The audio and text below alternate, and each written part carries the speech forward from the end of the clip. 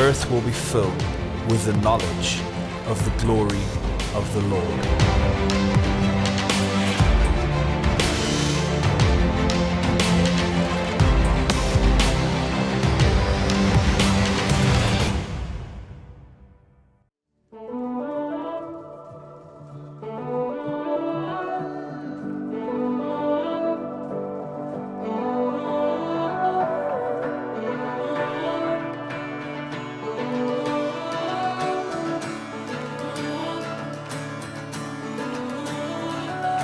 Far beyond my wildest dreams, far above what I can see, you provide, you provide.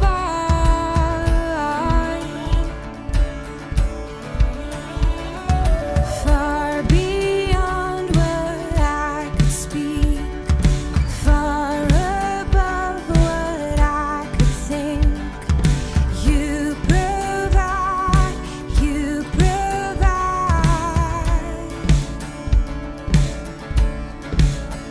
I know the depth of your love, so wide, more than enough. I know the depth of your love, so high, so wide. Is your love, is your love, is your love, is your love, your love. Far beyond the things I know, far above my highs and lows, you provide, you provide.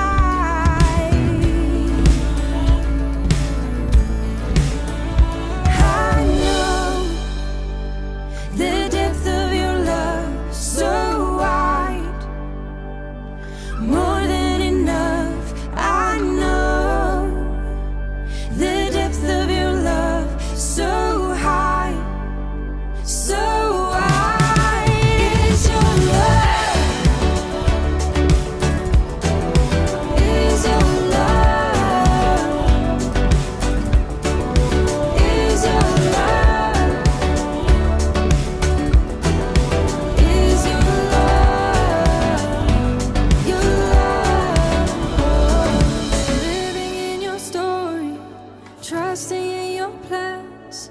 You have gone before me, hope is in your hands. I'm living in your story, trusting in your plans. You have gone before me, hope is in your hands. I'm living in your story, trusting in your plans. You have gone before me, hope is in your hands. I'm living in your story, trusting in your plans. You have gone before me, hope is in your hands. I know the depth of your love, so wide, more than enough. I know the depth of your love, so high, so wide. Is your love, is your love, is your love, is your love, your love.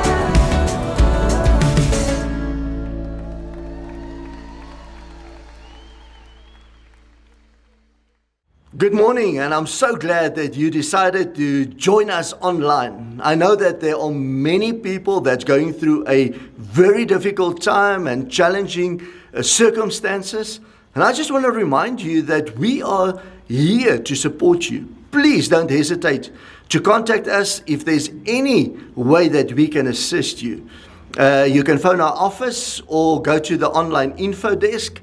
The number and the link will be under the description of this sermon on YouTube. And or you can visit our website, but we would really like to be there for you. Don't you want to stretch out your hands and just in a posture of surrender? And I would like to pray for us. Heavenly Father, thank you that we can acknowledge your presence. Father, thank you that we can come and surrender ourselves before you. Lord, we open our hearts and we want to invite the Holy Spirit to come and speak into our life. And Father, we know that your word is transformational. Your word is life-giving, and we pray that your word will prepare us for our daily living. We pray in Jesus' name. Amen.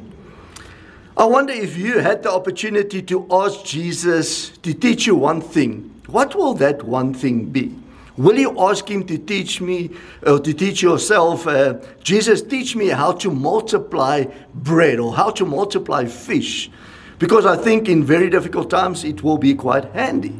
Or maybe you would have asked Jesus, don't you want to teach me the recipe of spit and mud so I can heal somebody, I can help someone in their life? Or maybe, just maybe, you wanted to ask, or you would ask Jesus, don't you want to teach me how to make water into wine? And I can see that smile on your face, because most probably that is something that we would have asked Jesus. But the amazing thing is that the disciples could have asked Jesus similar things to teach them. But they chose to ask Jesus, don't you want to teach us how to pray? And what's really amazing is that after that, we read in Acts, in the early church, how these disciples' prayer life has significantly changed, not their own lives, but also the people that they engaged with. How they prayed for one another, how they prayed for the church, how they got people together and prayed together, and it had significant fruit on their prayers. I am sure that they asked Jesus, teach us how to pray, because they saw the impact and the influence that the prayers of Jesus had on his own life. They saw by this habit. They were actually inspired by the way Jesus was praying in his own life. I'm sure that you won't ask me to teach you how to play golf, because my way of playing is not very inspiring. But you will on any day ask Louis Oosthuizen or Gary Player to teach you how to play golf, because the way they play golf is inspiring to us. And in the same sense, the drive behind the teach us, by almost the sense of Jesus, we can't do life without you teaching us how to pray. We can't carry on with our life without you teaching us how to pray. Today we want to go on with this theme, upside down living. And the one thing that we want to establish in this sermon series is that we want on a daily basis heaven to engage in our daily activities. In other words, we want to live from a reference, what is in heaven, so it shall be on earth. And today and this morning, I just want to focus on the second part of the Lord's Prayer. That's what we read in Matthew chapter 6 and verse 10. And it says the following: your kingdom come, your will be done on earth as it is in heaven. So what is in heaven, so it shall be on earth. Upside down living. I find it so fascinating that the next subject and topic that Jesus introduces when he teaches us regarding prayer is thy kingdom come. Because it is not something that Jesus just knew, but it is something that he modeled to his disciples. When we go to the portion of scripture in Mark chapter 1 verse 35, we see that that was part of his lifestyle. We read there that while it was still night, way before the dawn got up, he went down and to a secluded spot and he prayed. Simon and those who were with him went looking for him. They found him and said, "Everyone is looking for you." And Jesus said, "Let's go to the rest of the villages so I can preach there also. This is why I've come." He went to their meeting place all through Galilee, proclaiming, preaching, and throwing out demons. This was something that Jesus was not just teaching, but he was clearly modeling it through his own life. Some of the church leaders also pick on this topic. Someone like Martin Luther said the following, and this is actually very profound. He says, "When I have a lot to do in a day, I spend more time in prayer because more work is done in prayer than by work itself." Isn't that profound? Significant? That is actually saying that my work, my daily living will be more effective if it is prepared by prayer, if I spend more time in prayer. And I suppose that there's a secret for us to learn in here. It is something that was locked up in the way that Jesus functioned, that he had gone out early to pray. And in this time of intimacy with God, in this time of fellowship with God, God prepared him, declared over his day so that he could merely go out and do what he already heard from the Father. And one of these examples that happened in the life of Jesus, we find in John chapter 5 from verse 2. And let's read it together. It says, "Now there is in Jerusalem by the sheep gate a pool, which is called in Hebrew Bethesda, having 5 porches. In these lay a great multitude of sick people, blind, lame, paralyzed, waiting for the moving of the water. For an angel went down and at a certain time into the pool and stirred up the water. Then whoever stepped in first after the stirring of the water was made well of whatever disease he had. Now a certain man was therefore who had an infirmity 38 years. But listen to this. When Jesus saw him lying there and knew that he already had been in that condition a long time." So Jesus knew already. He said to him, "Do you want to be made well?" The sick man answered him, "Sir, I have no man to put me into the pool when the water is stirred up. But while I'm coming, another steps down before me." Jesus said to him, "Rise, take up your bed, and walk." And immediately the man was made well, took up his bed, and walked.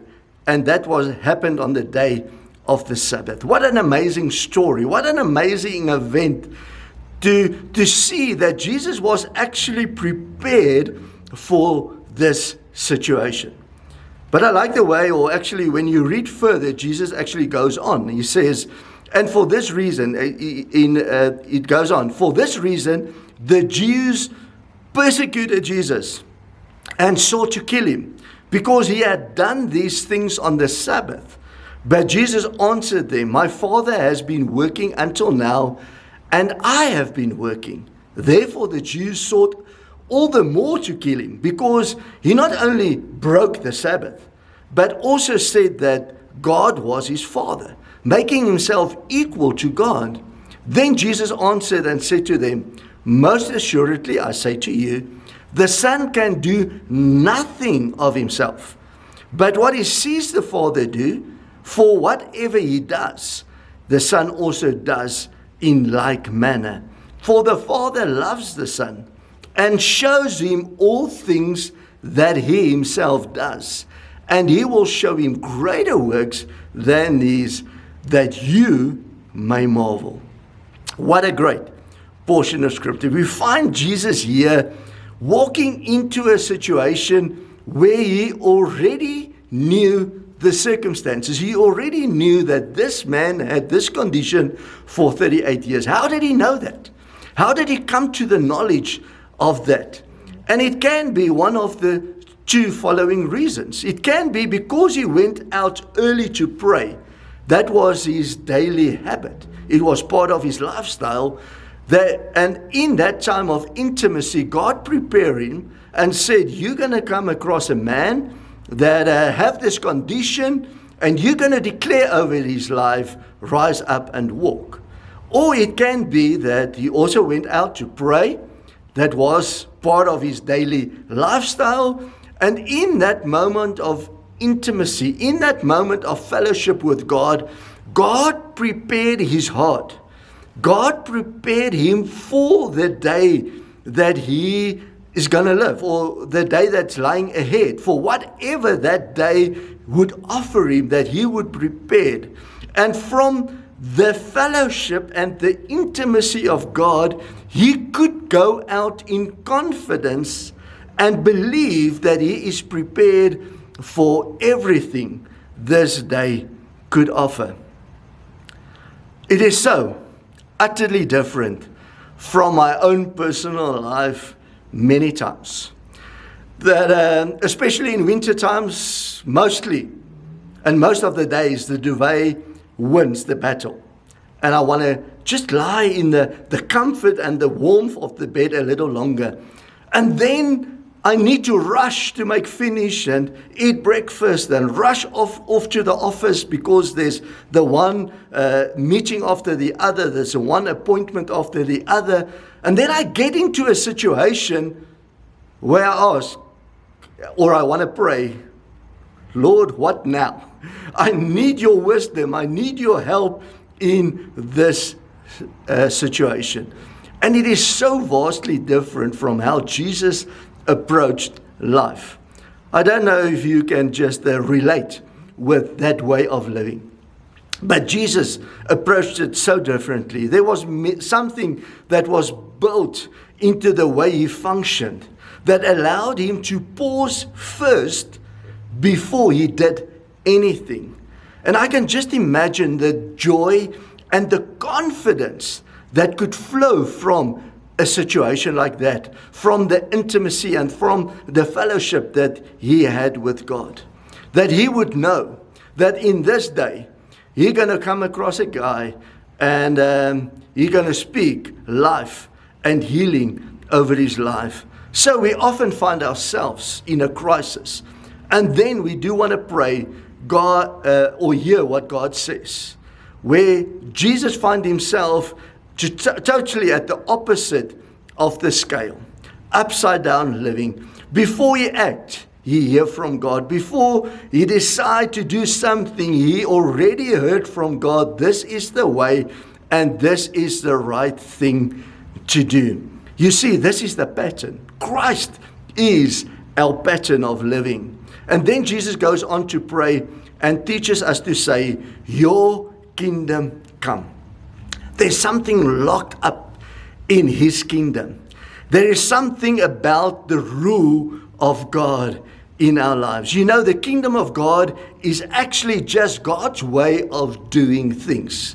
It is, sometimes we can feel, or we think it is this heavy thing, the kingdom of God, but it's actually submitting to the way God wants us to do things in life. It is recognizing the authority of God in every situation that you and I face on a daily basis. The kingdom of God wasn't a new idea or a minor idea in Jesus' ministry, but actually it was one of the topics that he addressed the most, that he's spoken about the most. He actually spoken more about the kingdom of God than he spoke about love. He spoken more about the kingdom of God than he spoke about serving. One of the most topics that he discussed, we read about the kingdom of God in the Old Testament, where Moses firstly is confronted with the notion that God will bring a kingdom rule. And later it echoed through the prophets. And Daniel brings up an exposition of the kingdom of God that will never end. Isaiah tells of a king that will come. And then in the New Testament, Jesus breaks through, and in his opening message, in his first sermon, he says, the kingdom of God is here. He actually declares that the kingdom of God is now, and the kingdom of God is here. It's not longer a reality that is far in the distance, but it is present, and it will manifest through his life. And that is the beauty, and we can see that is how God approached life. To go early in the morning, have time with the Father, so that he can execute the kingdom rule in that day. We read in so many different scriptures, Jesus showing and teaching people about the kingdom of God. For me personally, one of the most touching portions of scripture is in John, where Jesus is confronted by Pilate. And he stands before Pilate, and Pilate asks him and says, "Are you a king? Why are you arrested? Why are you standing in front of me? Why did the Jewish rulers want to kill you? Are you a Jewish king?" And then Jesus answered him with these words. He says, "I am a king, but my kingdom is not from this world, because if it was, then my followers would be fighting." And then Pilate answers and says, "So you are a king," as if he wanted assurance about the kingdom factor that Jesus represents. And Jesus' reply, and his response was, with this most gripping words, "For this reason I was born." I always held in my heart that Jesus came to die for our sins. And I do recognize that, and I truly believe that Jesus reckoned, and he dealt with our sin through his death and resurrection. But the primary purpose why Jesus came was to show us what life looks like in its abundance and under the kingdom rule of God. I think one of the most surprising things about Jesus' life is not that he came to show us how different God is, but he came to show us how much like him we are. And that might sound strange, but he did not in fact come to make us more spiritual. He actually came to show us what we as humans, as his creation, looks like. He came to be an example of us.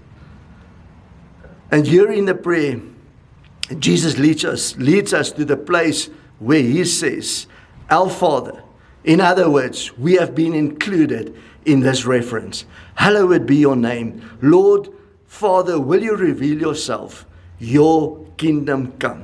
In other words, may the rule of God be visible in every activity, in every day. May the realization of our identity and sons and daughters of the King, may it grow in our lives.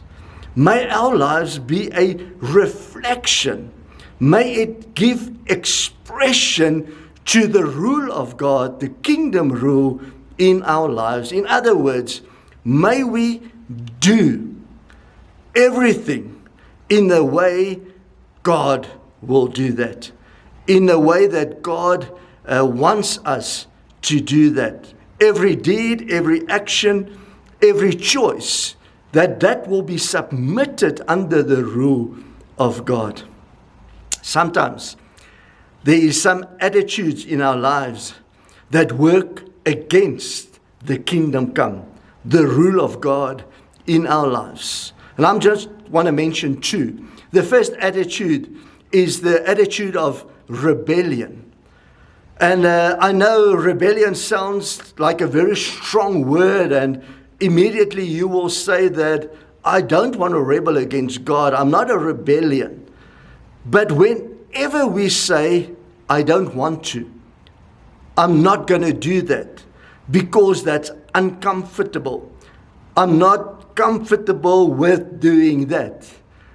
I'm actually rebellious against God because I'm going against the will of God for my life. If God instructs me or you ask me to do something in a specific way and I do it differently, I'm actually rebelling against Him, and that robs me from the inheritance that I receive as a son and a daughter of the Almighty King. So I want to encourage you, don't let this, I don't want to.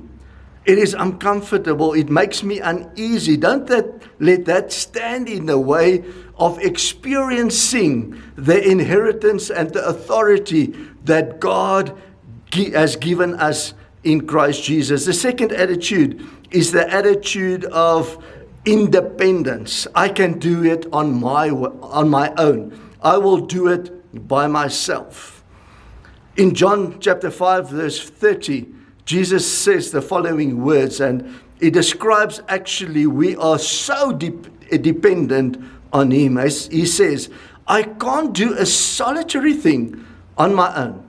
I listen, then I decide. I like that. I listen, then I decide. I hear from God, then I do. You can trust my decision because I'm not out to get my own way, but only to carry out His will, to carry out His orders. And may that be the attitude of our lives, that we're not in this to get what we want to get. We're not in this to gain just for ourselves, but we're in this to establish and to lay the foundation, or to give God the opportunity to work through us so that His will be done. That was the attitude of Jesus. Lord, your kingdom come. And the reason why He incorporates this is because His will is the best. I'm sure you will agree that He knows better. And whatever His will is for my life is the best for my life. It's probably one of the most asked questions in ministry. I get this question more often than any other question in ministry, and that is, Willie, what is God's will in this situation? Should I go here or should I go there? Shall I buy this house or shall I buy that house? Should I change jobs? Shall I marry this person? Should I do this? What is God's will? I love the picture that the New Testament gives us in Romans 12. And it says, do not conform to the patterns of this world. And actually, it's a strange question. And we might ask, why do He say, do not conform? And it's actually quite easy. It's simple. Because we can conform. We can conform to the thinking of this world, to the patterns of this world. And Paul is actually urging us, don't conform to the patterns of this world. And he says, allow your mind to be transformed and renewed, that you will be able to test and approve what God's will is. I love that word, test and approve. And it literally means to authenticate. The Greek meaning of the word test and approve literally mean to authenticate. I remember when I was a student, I worked at the bank as a teller. And they taught us how to work with money. But they never focused on the counterfeit. They taught us how to count money and how to work with the money. And by focusing on the authenticity of the real money, you got so used to the real thing that the moment a counterfeit came into your hands, you could pick that up, that it doesn't represent the authentic nature. And that is what Paul is actually trying to teach us in Romans 12.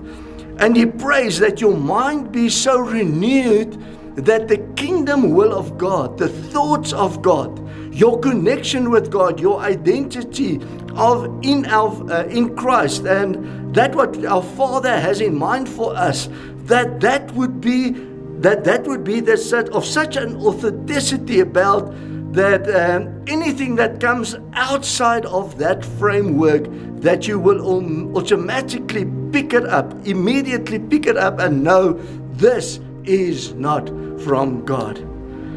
In other words, he says that our minds should be renewed, that we will have the capability, the capacity. He's actually saying we have the capacity to test and approve if this is God's will for our lives. I can tell you many stories where Unita and I were faced with crossroads, and we were uncertain, do we need to go left or right? And there were so many voices to listen to. But it is most probably one of the most reassuring experiences when the Father in heaven authenticates through His voice, through His Spirit, that this is the will of God, because of a renewal of our mind. Our Father who art in heaven, please reveal yourself. Allow your kingdom to come and authenticate our daily living, our identity, but everything that we do, that we will know that is within your will. And then, Father, let your will be done in us, through us, so we will have an impact in this world. Let's pray together. Heavenly Father, I thank you that you are so clear in your word. Thank you that we do have an inheritance and authority in Christ Jesus, and that it is your desire that your kingdom rule, your authority will be expressed in our daily living, that we will be a reflection of your kingdom rule in our daily living. In other words, Lord, it is your desire that you want us to do things in the way that you prepared them for us. Help us, give us wisdom, lead us through your Spirit. I pray in Jesus' name, amen. God bless you. May you have a wonderful and a great day.